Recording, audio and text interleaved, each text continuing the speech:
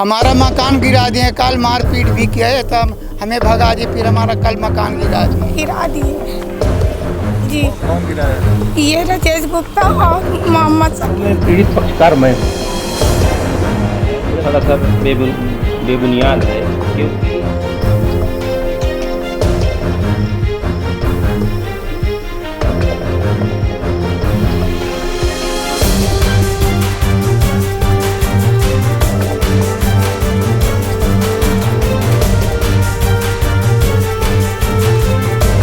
क्या नाम है अपना? हमारा जगदीश खट्टिक नाम है। कहाँ से आए हैं? हम गोविंदगढ़ से आए हैं। क्या समस्या है बताइए। हमारा मकान गिरा दिए, कल मारपीट भी किया है, तब हमें भगा दिए, फिर हमारा कल मकान गिरा दिए। कौन गिरा 7-8 को राजेश गुप्ता, मोहम्मद शकील। काहे गिरा दिए घर आपका? ये कहे कि ये जाओ, तुम्हारा नहीं मतलब, हमारी ज़मीन हम इनको भगा दिए, ज़बरदस्ती गिरे, मारे पीटे 3-4 दफ़ा। अब ज़बरदस्ती यहाँ ले आए हैं दहीं मार पीट की। तो भाई ऐसा क्यों कर रहे हैं भाई? आपका मकान है तो क्यों गिरा रहे हैं वो लोग? लालच करते हैं कि हम नहीं देते मकान ना, अपना ज़मीन तो ज़बरदस्ती करते हैं। काहे की लालच, मतलब कैसी लालच होगी? क्या वो लालच? कहते कि बेच दो, हम नहीं देना चाहते, ज़बरदस्ती करते हमारे साथ। अच्छा, तो ये क्या रोड से लगी जमीन? हाँ, रोड से लगी है, मेन रोड की मेन रोड से लगी है हमारी। ये लालच कर रहे हैं? हाँ, लालच क्या नाम कर। बताएं आप? राजेश गुप्ता, मोहम्मद शकील। पिता राजेश गुप्ता है, पिता राम कृपाल। क्या करते हैं ये? नेतागिरी अध्यक्ष हैं, अब गोविंदगढ़ के नगर पालिका के। तो क्या चाहते हैं आप? हम चाहते हैं हमारी संपत्ति हमें मिले। थाने में शिकायत की? हम थाने में चारों तरफ की हमारा कोई सुनाई नहीं होता है। थाने में क्या बोलते हैं? हैं, थाने में बैठाए रहते, एक रोज 2 रोज जाते हैं, कोई सुनता ही नहीं। उन्हीं तरफ वो करते हैं, बोलते हैं। हम अपनी संपत्ति हम अपना चाहते हैं। हमारा मकान गिरा दिए। क्या बोलते हैं थाने में? हैं, कहते बैठो, बैठा देंगे, फिर सुनेंगे कोई नहीं। करने गए थे? जांच कोई नहीं करता है। कोई भी नहीं गया। और शकील खान तो पूर्व पार्षद हैं क्या ये? हाँ, पार्षद है। पार्षद है। हाँ, पार्षद है? हाँ, उनका पिता उमर है हाँ। और शकील लड़का है, और राम कृपाल लड़का वे पिता है, और मोहम्मद वे राजेश गुप्ता वे है। तो और क्या धमकी भी दे दी? हाँ, धमकी दे, 2-3-4 दफ़ा हमें मारे पीटे। कल जबरदस्ती हमें मारे पीटे तो भगा दिए, तो हम चले आए। आज गए तो आज भी भगा दिए। कलेक्ट्रेट आए तो यहाँ से क्या आश्वासन मिला? हम का एक दफ़ा रहे, कोई सुनता ही नहीं। हम यहाँ आवेदन दिए हैं तो क्या बोला? यहाँ बोली है मैडम कि आओ, हम बताएंगे। गोविंद सोनम खटीक, कहाँ से आए? गोविंदगढ़। क्या समस्या है? समस्या ये है कि हम लोग का घर वो गिरा दिए जी। कौन गिराया है? ये राजेश गुप्ता और मोहम्मद शकील। गिराने का कारण क्या है? गिराने का कारण कुछ नहीं है। ये 2020 में वो पार्षद था, अब पापा से बोला कि वो रोड से लगी रही है, तो वो मैं बोला कि वो मैं हटवा दूंगा, तो पापा से ये किसी चीज़ में वो साइन ले लिया। हाँ, बताया, हाँ, फर्जी तरीके से। हाँ, बताया नहीं है पापा को। पापा को मेरे वो लगता है, चश्मा लगता है। हाँ, आप पढ़े लिखे नहीं हैं पापा हमारे। तो आप लोगों की सुनवाई कहीं नहीं हो रही? कब की घटना है ये 2020 21 की। घर कब गिरा है? घर ये 2-3 दिन हो गया गिरा है। ठीक। आज भी कुछ हुआ है? आज भी हुआ है। क्या हुआ है? आज भी वो मारपीट किया है, और बोला है कि जाओ यहाँ से। किसके साथ मारपीट की है? हाँ, हम लोग के साथ में। किसने मारपीट की? यही राजेश गुप्ता और ये मोहम्मद शकील। थाने गए आप?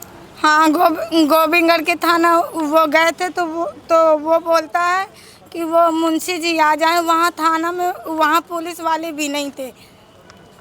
अब बोले कि बैठो, बैठा लेते हैं। हाँ, नहीं होती है। उन लोग आते हैं तो उन लोग की बात वो सुनते हैं। अब बात हो तो वो सब करते हैं उन लोग से। चाहते क्या है आप? चाहते हैं कि हम लोग को वो न्याय मिले। कुछ दिन पूर्व आपके ऊपर आरोप लगाए गए कि आपने एक गरीब का आशियाना उजाड़ दिया है और उस पर अवैध कब्जा कर रहे हैं, क्या कहना है आपका? सर, सबसे पहले मैं तो ये कहना चाह रहा हूँ कि वास्तव में पीड़ित पक्षकार मैं हूँ।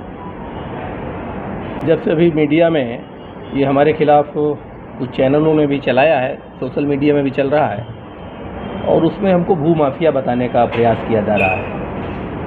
मेरा कहना यह है कि राजनीतिक व्यक्ति होने के नाते मेरी छवि खराब करने का ये कुछ प्रयास है जो मेरे विरोधियों द्वारा जगदीश कुशवाहा को सामने करके और ये करने का प्रयास किया जा रहा है, जबकि मेरे द्वारा इस तरह का कोई काम नहीं किया गया। जगदीश और पुरुषोत्तम के दोनों सगे भाई हैं और उनके पास जो पैतृक ज़मीन है जिसका रकबा 1060, 1063, 1064 और 1065 है, जिसमें आधे का मालिक जगदीश है और आधे का पुरुषोत्तम।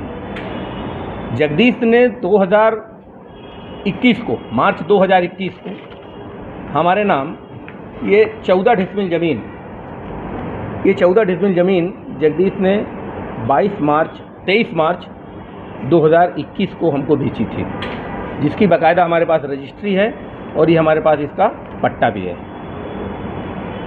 नक्शा तरमीम है, सीमांकन भी मैंने करवा लिया है, कहीं कोई दिक्कत नहीं है।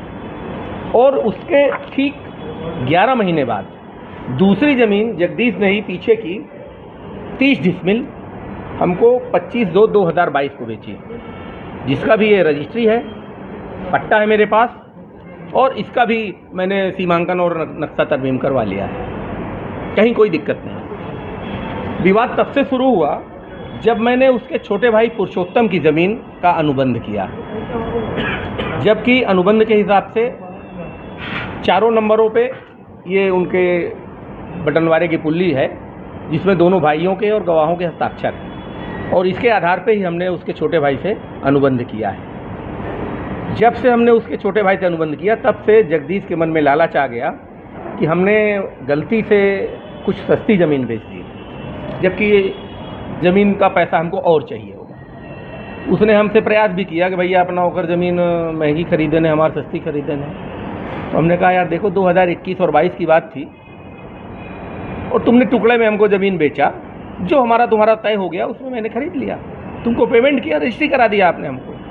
अब जो तुम ये सोचते हो कि पुरुषोत्तम से जिस रेट खरीदा उस रेट का पैसा दें, तो ये उचित भी नहीं है और ये न्याय भी नहीं है। बस वो तब से हमारे हर काम में अड़ंगा लगाने लगा।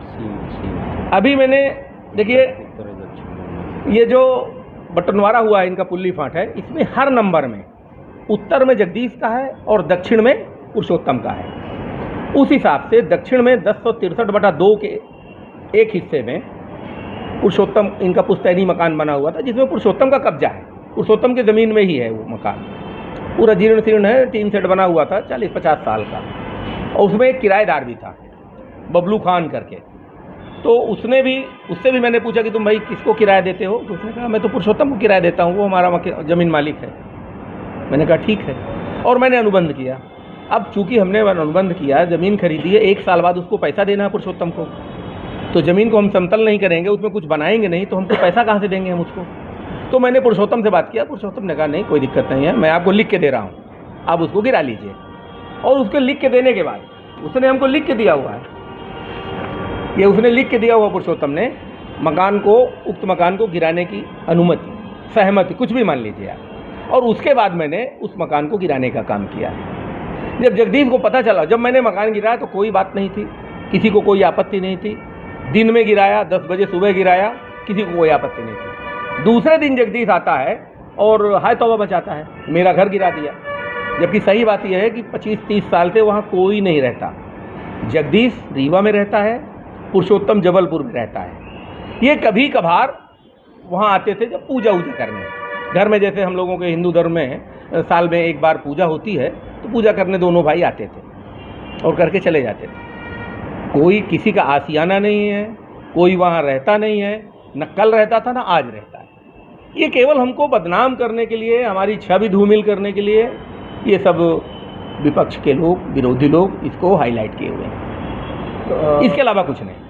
अगला आरोप उन्हें ये पता है, आपके ऊपर भी आरोप लगे हैं उसी जमीन को लेकर, को मारपीट के आरोप लाए थे, मारपीट के आरोप भी लगे हैं। चूँकि आप पूर्व में पार्षद भी थे तो ऐसे भी आरोप लगे कि गुंडागर्दी करते हैं, गाली गलौज करते हैं आके, हमारा घर भी आशियाना भी उजाड़ दिया। क्या कहना है आप? नहीं, जो मेरे खिलाफ इन्होंने आरोप लगाया है वो सरासर बेबुनियाद है, क्योंकि जिस तारीख को ये आरोप लगा रहे हैं कि हम हमारे साथ मारपीट किए हैं, हमको मारे हैं, हमको गाली गलौज किए हैं, उस दिन मैं इधर था ही नहीं, मैं भोपाल पे था।